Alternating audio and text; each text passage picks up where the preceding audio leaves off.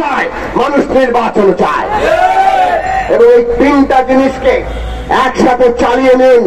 সমস্ত রাজনৈতিক পক্ষের সাথে আরো নিবিড় আলোচনা করুন এবং ইতিমধ্যে যতগুলো সমস্যা তৈরি হচ্ছে সেই সমস্যাগুলোকে দ্রুত সমাধান করে আজকে জনগণের যে ঐক্য, সেই ঐক্যকে ফিরিয়ে আনুন। আমাদেরকে অনেক আন্তর্জাতিক পরিস্থিতি মোকাবেলা করতে হবে। বিশেষত ভারত সরকার তাদের উগ্র ফ্যাসিস্ট ওই বিজেপি সরকার তারা যে ধরনের নীতি গ্রহণ করছে, তাহলে তার বিরুদ্ধে বাংলাদেশের জনগণের ঐক্যই হচ্ছে আমাদের একমাত্র শক্তি। আর সেই ঐক্যকে সারা দুনিয়ার কাছে আমাদের হাজির করতে হবে। আপনাদের কোন ভূমিকা যাতে জনগণের মধ্যে কোন অনৈক্য সৃষ্টি না করে, সেইটা আপনাদের সর্বাগ্রে বিবেচনা রাখা দরকার।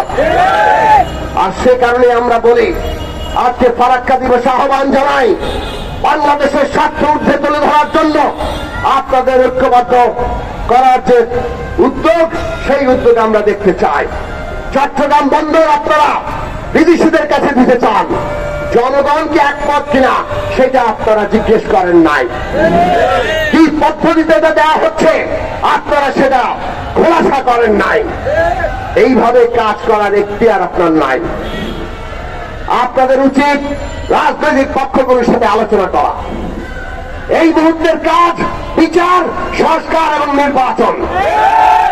এই তিনটে কাজকে সুস্পষ্টকরণ করেন, সুস্পষ্ট রোডম্যাপ দেন এবং তার মধ্য দিয়ে বাংলাদেশের মানুষকে ঐক্যবদ্ধ করেন। তারপরে আমরা ঠিক করতে পারবো আমাদের উন্নতির জন্য আর কি কি প্রয়োজন, এবং আমরা যেগুলোতে জনগণ একমত হয় আপনাদের সরকারকে আমরা পূর্ণ সহযোগিতা করব।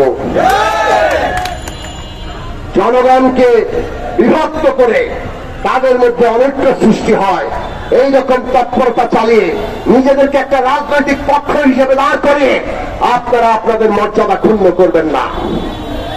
বন্ধুগণ, আবার ওই সমাবেশ থেকে আমরা গত 50 বছর ধরে মৌলানা ভাসানী লং মার্চ আমাদেরকে যে পথ দেখিয়েছে, এই দেশের মানুষের মুক্তি, প্রাণ প্রকৃতির মুক্তি এবং আমাদের দেশের স্বাধীনতা সার্বভৌমত্ব রক্ষা করা, এই তিনকে এক সূত্রে গঠিত করে বাংলাদেশের জনগণকে ঐক্যবদ্ধ করে গণসংহতি আন্দোলন তার এগিয়ে চলাকে আরো সুদৃঢ় করবে এবং আগামী দিনে জনগণের স্বার্থ রক্ষায় যে কোনো রকম আত্মত্যাগ করার জন্য আমরা প্রস্তুত আছি।